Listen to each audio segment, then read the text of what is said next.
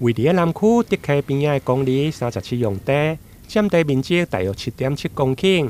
近年来，经过市府的开发，目前除了有水球场、甲热停车场，另外嘛正咧兴建大篮里的活动中心。经过地主市府工务局的盘点，目前大约只剩1.5公顷，4500平左右的空地。当地希望会用来兴建主题公园，不过最近却传出体育局有意思要来兴建国际桌球会馆，因此引发地方的不满，认为无经过地方意见的沟通。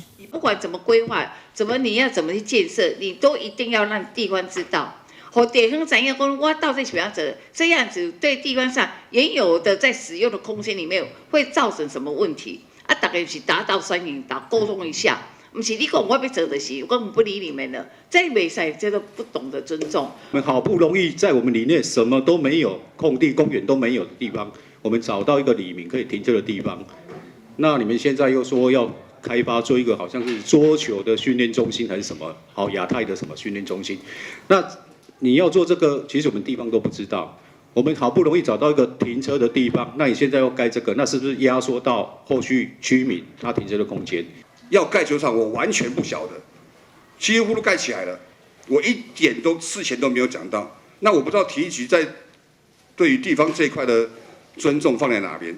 对此，市府体育局主秘陈崇仪表示，该案是教育部的专案作业，目前还搁伫咧内部的讨论阶段，会采取多目标的使用方向。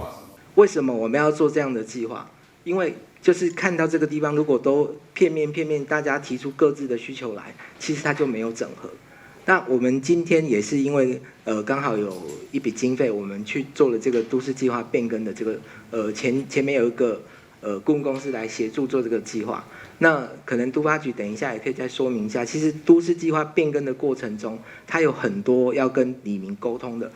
就算我到最后面的公展，还是要做公开阅览，也是要跟地方去做一些意见的沟通协调。体育局接下来要做的事情是整合这边大家的想法。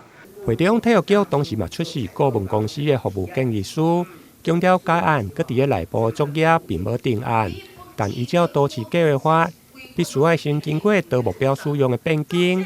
未来都市计划变更，也是会举办公开的展览作业。